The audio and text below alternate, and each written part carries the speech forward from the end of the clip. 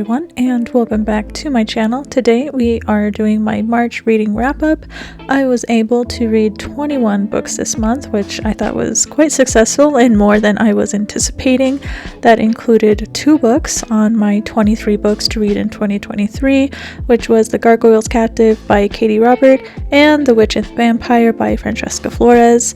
So here on my reading tracker, I will just quickly fill in 21 squares, which I think brings me to a total of 56 books for the year.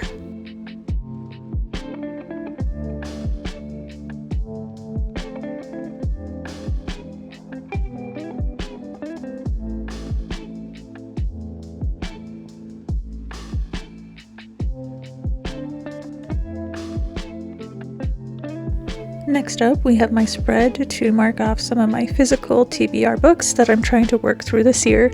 I was able to read 2 this month, both 5-star reads for me.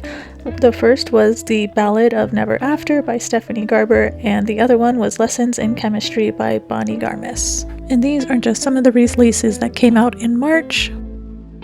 But here is my ABC challenge. I only have 1 book for this month, and that is a book that has a Z in it, and that was A Wizard's Guide to Defensive Baking by T. Kingfisher. Next up is my favorite book of March. That was one of the first books I read in the month, The Ballad of Never After. I gave it 5 stars, and I will discuss it more once I get to the review section of my setup. This month's book club theme was botanicals, so we chose A Botanist's Guide to Parties and Poisons by Kate Kavari. Next up is my reading challenge to read more diversely and expand my library of diverse authors. I was able to actually complete the number of Black authors that I read this month. I read a total of 4 books by Black or African authors, and I also read 2 books by Latinx or Hispanic authors and 2 books by AAPI authors. I wasn't able to read any books by Indigenous authors, but I do have quite a few on my TBR for April, so I will be adding more to that category next. Now on to my March setup. Per custom, I just created my title page and all of my images in advance just to make this process go by a little bit faster while recording. Again, I just have a simple collage style with craft paper and some stickers that I make online and then just print off on sticker paper. Again, both my notebook and the sticker paper I use are listed in the description, and most of the craft paper I just get from Michael's in their single buy a page purchase section. But for my demographics this month, I read 13 books by Caucasian authors, 11 books by LGBTQI authors, or books that had LGBTQI representation. I read 4 books by Black or African authors, 2 books by AAPI authors, and 2 books by Latinx or Hispanic authors. The main moods of the books I read were emotional, adventurous, funny, lighthearted, dark, and reflective. Because I participated in the trans rights readathon that occurred in March, I read 12 books in the genre of LGBTQIA+. 10 books were in the fantasy genre, 7 were in the young adult, 6 were in the sci-fi, 4 were in romance, 4 were in horror, and 2 were graphic novels. For my ratings, I gave 4 books 5 stars, 10 books 4 stars, 6 books 3 stars, and 1 book 2 stars. For the formats, it was more even than it has been in the past, but 48 of the books were in digital format and 52 were in audiobook format. And then for the publisher, I was only able to read 1 indie author, while the other 20 were published by traditional publishing. Next up, we have my reviews for some of my favorite books that I read this month. The first book I read was Gods of Jade and Shadow by Silvia Moreno Garcia. Gods of Jade and Shadow takes place in 1920s Mexico. Our female main character, Cassiopeia, is an outcast both in town and within her own family.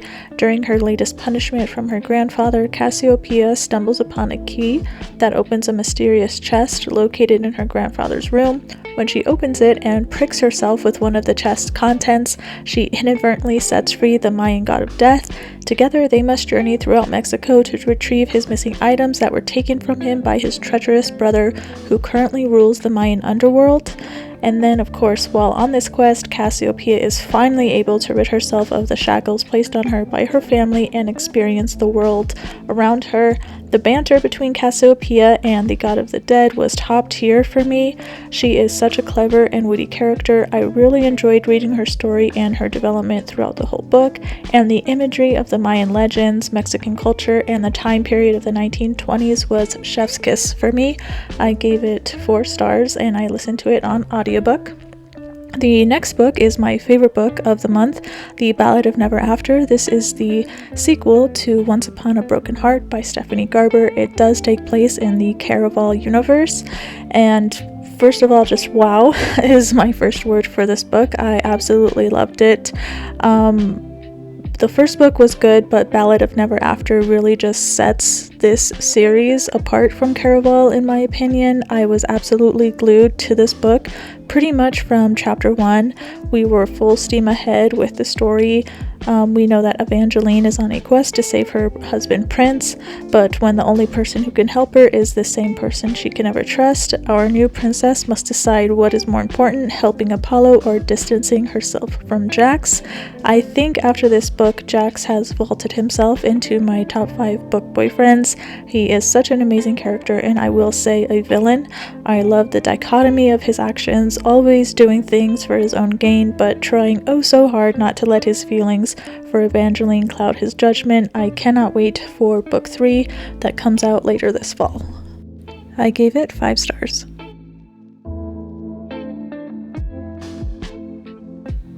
Next up, we have Skin of the Sea by Natasha Bowen.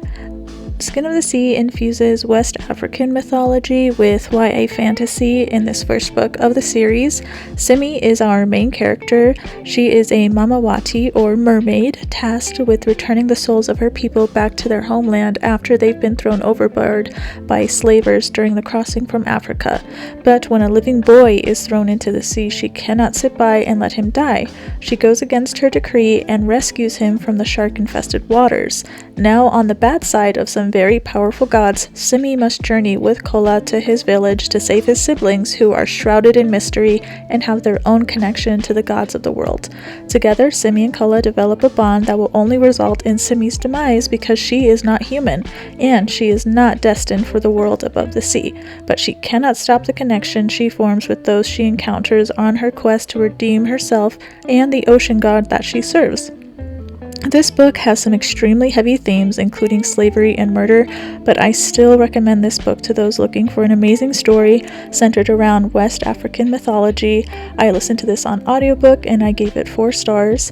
Next up is one of my 23 books to read in 2023, and that is The Witch and the Vampire by Francesca Flores. The Witch and the Vampire is a queer Rapunzel retelling where a witch and a vampire who trust no one but themselves must journey together through a cursed forest with danger at every turn. Told from the point of view of both main characters, we follow the journey of Ava, our vampire, and Kay, our witch, as they come together years after Ava was turned into a vampire and kept hidden in a tower by her controlling mother, who also happens to be a vampire. Throughout the book, I felt myself enjoying Ava's point of view much more than Kay's. Ava was more complex, showing instances of strength, courage, and vulnerability, which made her a more dynamic character to me. Meanwhile, Kay spent a good portion of the book angry at the world and determined to kill Ava for something she didn't do, just because she is a witch and witches are supposed to hate and kill vampires. I read this as a digital ARC version and I gave it 3 stars.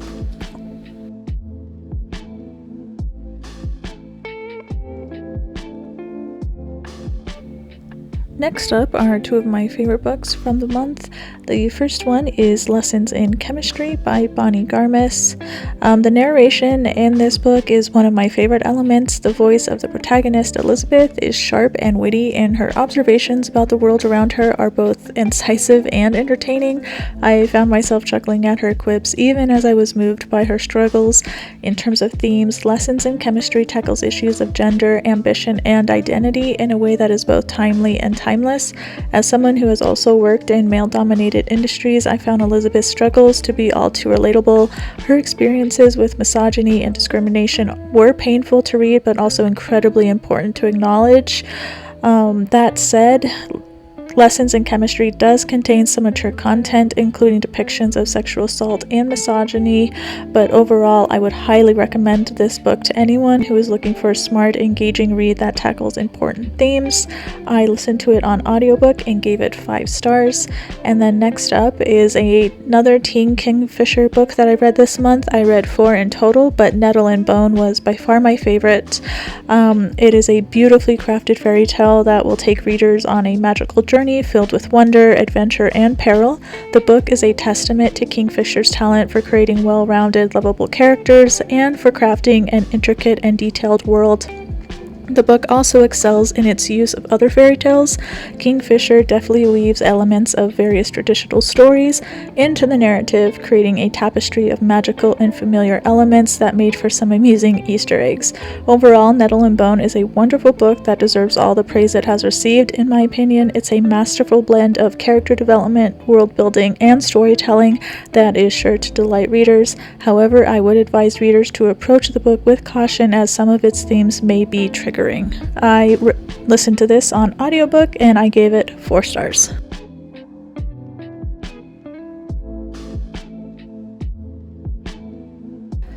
Up next is another book from my 23 books to read in 2023, and that is by one of my faves, Katie Robert, The Gargoyle's Captive. This is one of the books in the Demon Bargain series, but if you're a fan of Katie's writing, as I am, I found this book in particular to be a bit lacking. While the premise of a damaged gargoyle falling for an equally damaged human may sound intriguing, the execution of the plot fell short. The pacing was uneven, with moments of action followed by long stretches of internal dialogue by the characters that didn't move the story forward too much. Additionally, the chemistry between the main characters didn't quite spark as strongly as in Robert's other works. That being said, if you're a diehard fan of this series, you may still enjoy this installment for its continuation of the Deal with the Demon series, and of course it has Robert's signature steamy scenes. However, if you're new to Robert's writing and more interested in contemporary romance, I would recommend starting with one of her other series, such as the Dark Olympus or Wicked Villains series, which showcase her storytelling and character development skills more effectively. I read this in a digital format and gave it 3 stars. Alright, so next up we're going to do things a little bit differently. As I mentioned earlier, I did participate in the trans rights readathon that was being hosted across all basically social media platforms, from BookTok to Instagram and here on YouTube, and so I wanted to read as many books by trans or non-binary authors as I could during that week, and instead of just picking my favorites, I wanted to include and showcase all of those books that I read in the spread, starting with the first book that I read, so I was off to a great start, and that was Finna by Nina Capri. From the very first page, this book tackles issues of identity, belonging, and consumerism in a way that is both thought-provoking and entertaining. I applaud the way that Finna touches on issues of race and queerness. The book features a diverse cast of characters who are navigating the challenges of living in a world that often doesn't make space for their identities.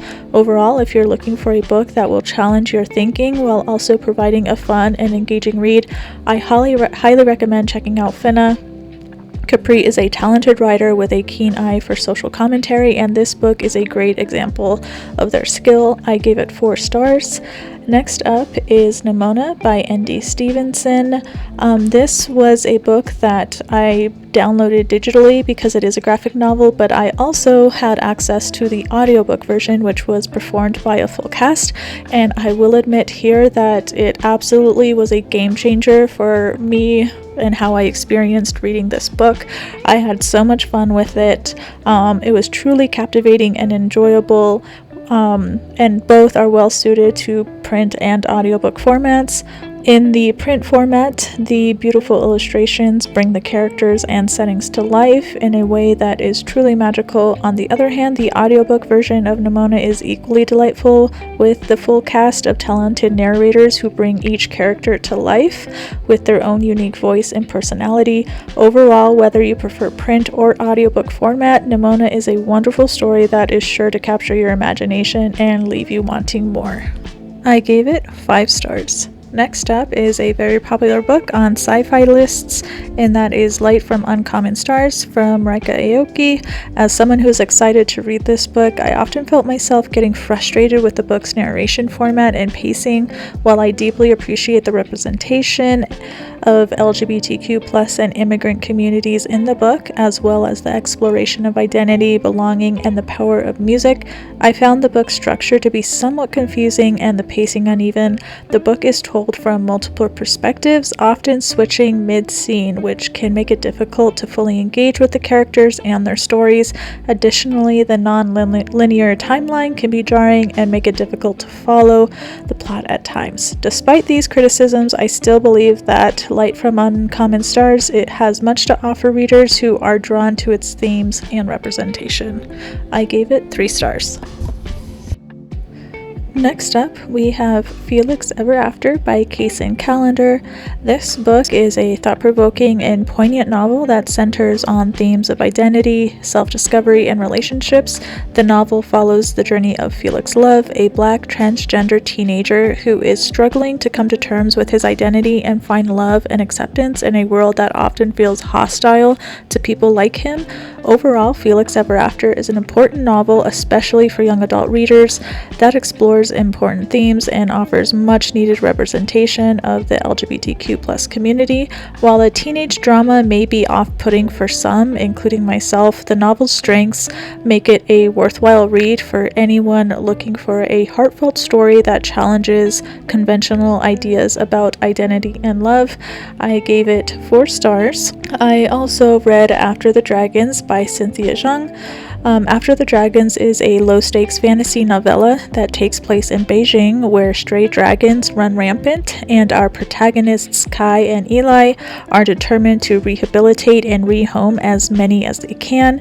This novella is a very slow, low-stakes story. It progresses without any major conflict to the story or characters, unless you count Kai's illness as the central conflict, but considering he's on borrowed time, the world building is limited to a few locations in Beijing, but it is the inclusion of the dragons that give the story its fantastical element. While I enjoyed the book for its premise and characters, I found myself bored and losing interest at times with its plot and pacing, but I still appreciate the representation and expansion of Chinese dragon mythology. I gave it 3 stars. Next up is a book by the organizer of the readathon themselves, Sim Kern, and that is Depart Depart. This book is a powerful addition to their catalog of work. This quick read manages to tackle heavy themes of climate change and discrimination while also telling a complete and engaging story. The novel follows the story of Noah, a young Jewish trans man living in Houston during a devastating natural disaster that drives him and others to Dallas for refuge. When a hurricane hits the city, Noah is forced to flee and embarks on a journey that will force him to confront his own past and the systemic injustices that have led to the destruction of his home. Depart Depart is an important work of fiction. Kern's writing is evocative and powerful, and their ability to tackle difficult themes with sensitivity and grace is truly impressive. If you're looking for an emotional read that explores themes of community, resilience, and the importance of found families, Depart Depart is definitely worth checking out. I gave it 5 stars. My final 3 books of the readathon include another book by Nino Capri, and that is the follow-up to Finna, Defect. Defect continues to explore the themes of identity and the importance of embracing one's differences. The novel introduces new characters to the Littenverse, the universe created by Swedish furniture company Littenvald. While also continuing the series' exploration of the world's wormhole travel technology, Defect is a worthy addition to the Littenverse and a must-read for fans of the series. Capri's writing is witty, entertaining, and thought-provoking, and their ability to weave complex themes into fast-paced adventure is truly impressive. If you're looking for a fun and diverse science fiction novel, Defect is definitely worth checking out. I gave it 4 stars. And next up is a book that you see a lot on banned book lists, and so I wanted to make sure I read this one, and that is All Boys Aren't Blue by George M. Johnson. This is one of those poignant pieces of literature that could become the blueprint for a generation, but because of the bans and political posturing that has resulted in this book being banned in multiple school districts across the country, countless black and brown queer boys may not have access to the story, a story where they may see themselves in George, who goes by Matt in the book, and garner hope in knowing that they aren't alone. As a memoir, there is nothing that needs to be said about the themes, the plot, the character development, or the world building in this book. The only thing that needs to be said is how important stories like George M. Johnson's are, and the need for readers and allies to showcase them, share them, and protect them for generations to come. I gave it 4 stars. Lastly, we have the horror romance novel Heart Haunt Havoc by Fendris Moon. This is a thrilling horror romance that will satisfy readers who enjoy a mix of the 2 genres. If you're a fan of supernatural and are looking for a book that combines a heartwarming love story with spine-tingling horror, then this book is definitely for you. The story follows lonely transgender exorcist Colin Hart, who finds himself challenged by an unruly haunted house in Gideon, Colorado, where he's kept awake by ghosts, demons, ghouls, and the handsome non-binary owner of the house, Bishop Martinez. If you're a fan of horror and romance, this book is definitely worth reading. It'll keep you on the edge of your seat while also tugging at your heartstrings. I gave it 4 stars. Here is my March 2023 reading wrap-up.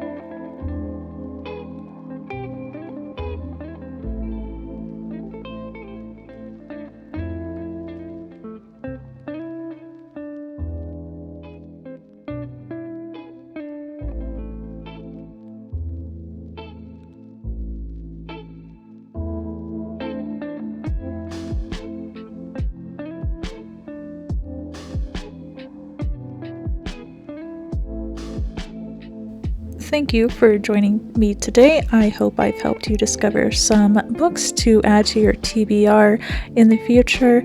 But if you liked what you saw, be sure to like and subscribe. And until next time, happy reading.